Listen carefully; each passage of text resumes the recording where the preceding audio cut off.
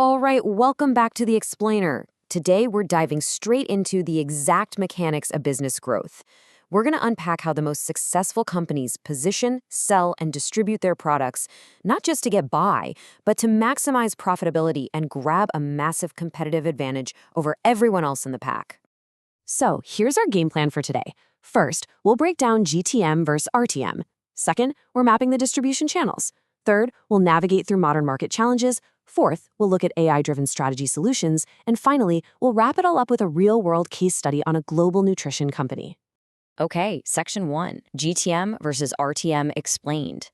Let's clear up a super common point of confusion right out of the gates.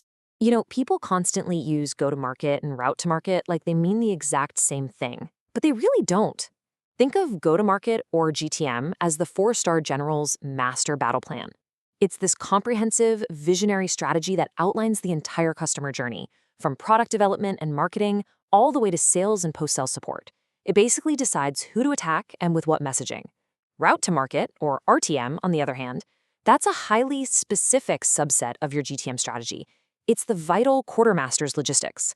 RTM focuses heavily on tactical execution, things like optimizing your supply chain, your distribution network, and the literal physical methods used to get your product from the manufacturer directly to the end consumer.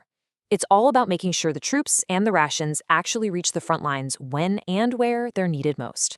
Now, what's really interesting here is how a comprehensive GTM strategy visually breaks down into 7 specific interlocking pieces.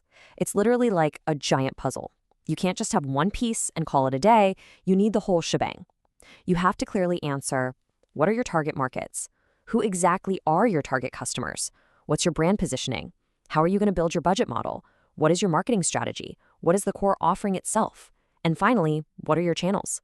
All of these elements have to snap together perfectly to generate demand and shape exactly how your product is positioned out there in the wild. Moving right along to Section 2, mapping the distribution channels. With our overarching strategy set, let's actually trace how products physically move from a factory floor right into a consumer's hands. Let me be your tour guide for a second here. On one side, you've got direct distribution. It's pretty straightforward, right? A producer sells straight to the consumer. Think of a standard direct-to-consumer website. Easy enough. But then you look at the highly complex indirect distribution ecosystem, and wow, that is where your route to market really gets tested. Products leave the factory, they bounce to primary distributors, then filter down to secondary wholesalers, push into retail shops, and only then do they finally reach the customer. This is definitely not just about dropping off boxes. You're managing brand visibility, enforcing strict price controls, and handling product sampling. Plus, you have to drive in-store consumer activations, like loyalty programs, just to manage offtake and keep those secondary sales flowing. It's a massive undertaking. Which brings us to Section 3, navigating modern market challenges. Seriously, have you ever wondered why a massively hyped product is suddenly just out of stock everywhere? Well, here's the thing.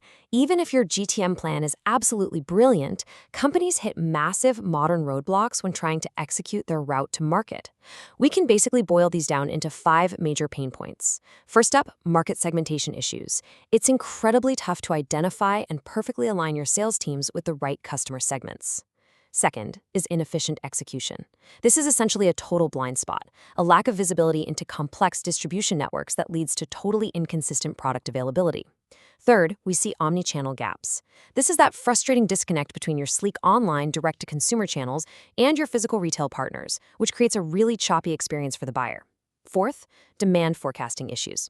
When your sales forecast and supply chain planning aren't talking to each other, you get those sudden, infuriating stockouts, or worse, massive overstock sitting in a warehouse. And finally, distributor and retail execution gaps. This means you have zero real-time tracking at the retail level to ensure your brand is actually visible and compliant. Okay, Section 4, AI-driven strategy solutions. Luckily, digital transformation offers some serious relief to all those execution headaches. Because, let's be real, you absolutely cannot fight modern supply chain battles with outdated weapons. You need cutting-edge technology to cut through the sheer chaos and complexity of those indirect channels we just mapped out. So, how do we actually fix these inefficiencies? by deploying AI and digital tools, and doing it fast. Instead of just guessing, you can use predictive analytics to nail down your ideal customer segmentation and use AI-powered lead scoring to radically boost your sales team's efficiency. To fix those massive operational blind spots, you can implement real-time distributor sales dashboards right alongside geo-based retail execution tools. You prevent those clunky, inconsistent buyer experiences by ensuring seamless ERP and CRM integration. That gives you unified online and offline tracking, especially when you pair it with mobile-enabled CRMs for your on-the-go sales reps. And those painful stockouts we talked about, you solve that by leveraging AI-powered demand forecasting and dynamic inventory optimization to sync your sales perfectly with your supply chain. You can even unleash AI to handle real-time price monitoring, ensuring complete compliance across every single wholesaler and retailer. It's a real game changer. Let's bring all this home in Section 5, Case Study Nutrition Company. Let's see what happens when we pull all this theory together into a practical, real-world scenario. So, we're looking at a global nutrition company. They make powders and supplements, selling them across a bunch of emerging markets. Now, their go-to-market model is largely pull-based. This means they rely heavily on a network of indirect distributors and sub-distributors to place orders and manage all those critical relationships with retailers. Let's look at how we can turn their operational nightmare into some really bright ideas.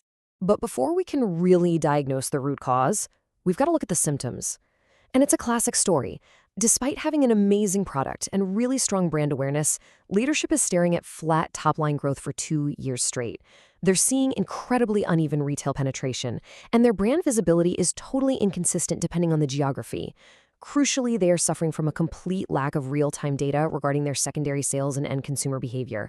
They also have practically zero influence over downstream sales teams, like the distributor reps and merchandisers. They heavily suspect they're missing out on huge market potential simply because they are trapped in that passive pull-based model. To solve this whole mystery and shift them over to a proactive push model, where they're actually driving the demand themselves, we walk them through a 3-step transformation framework. Step 1 is problem analysis. Here, we identify the major pain points in their supply chain, calling out the massive risk of lost revenue if they don't get immediate visibility into their indirect channels. Step 2 is converting pain points into requirements. We define the exact data insights they need to improve their forecasting and inventory levels, recognizing that their tech stack desperately needs to evolve to capture that secondary sales data. And finally, step 3 is solution recommendation. We propose data-driven, automation-based solutions. This means integrating smart operations, like the AI supply chain tools offered by Orion, to completely synchronize their network and hand them the real-time dashboards they need to monitor execution across every single channel. So the absolutely crucial question you need to ask yourself as we wrap up this explainer is this. Think about your own business or the ones you're studying. Is your distribution network stuck waiting around for orders in a passive pull model, suffering from blind spots and completely flat growth? Or are you actively utilizing AI and smart logistics to drive a proactive push, generating real demand, monitoring your execution in real time, and aggressively growing your revenue across every single channel? Thank you so much for hanging out with me today to unpack the mechanics of market strategy. Keep learning, keep optimizing, and I'll catch you in the next explainer.